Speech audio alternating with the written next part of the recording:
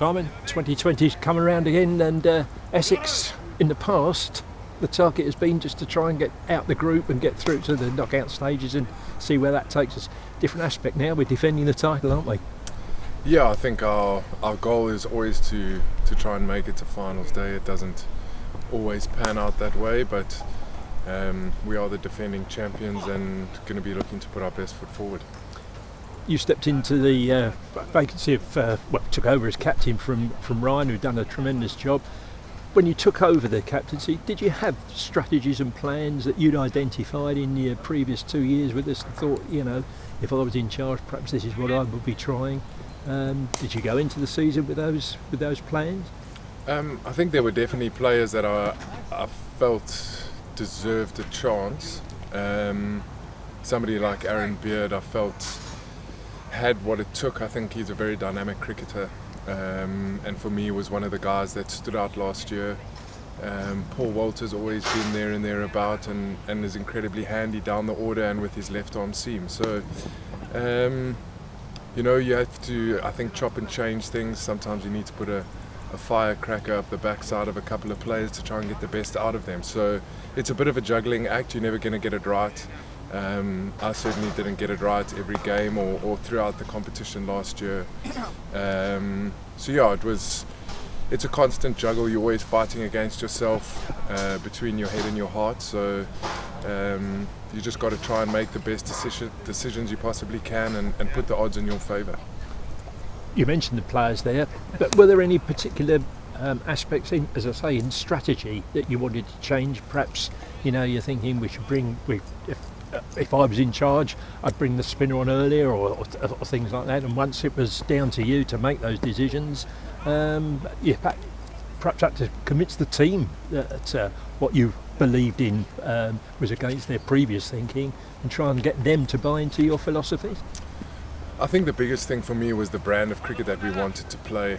I didn't want there to be a fear of failure. I think that's the biggest sort of hindrance in T20 cricket is that fear of failure. So I wanted us to try and express ourselves, and if we were ever in doubt as a batting unit, to try and take the positive option, look to score runs, and as bowlers look to take wickets. And I think as the tournament progressed and the players started to free themselves up, they then started to surprise themselves at what they were capable of. So that was, I wouldn't say it was necessarily a strategy, but something that I wanted to instill in the players was always to look to be positive.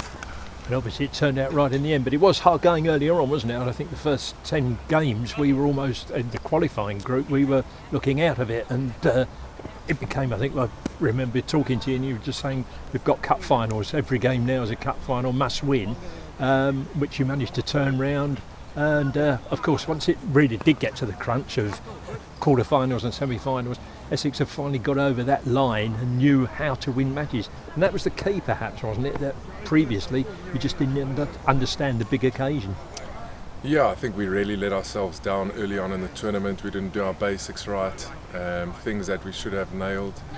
And so we put pressure on ourselves at the back end of the tournament. But unfortunately, Essex County Cricket Club, that's when we play our best cricket.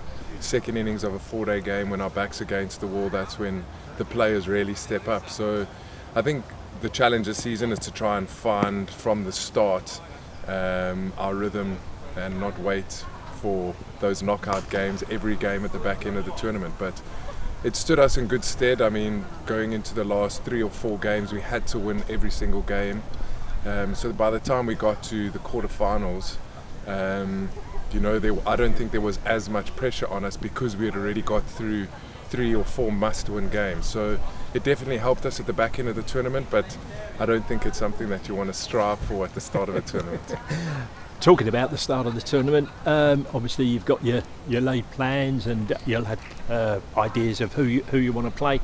But presumably the belief is genuinely there now, isn't it? In previous seasons, I mean, it's all very well to talk about, get through the finals, but if the players perhaps don't 100% believe it because the record isn't there, that's always that seed of doubt. Now, everything is in the book, isn't it? So it's, we're the title holders, it's for others to come snatch it from us if they think they can.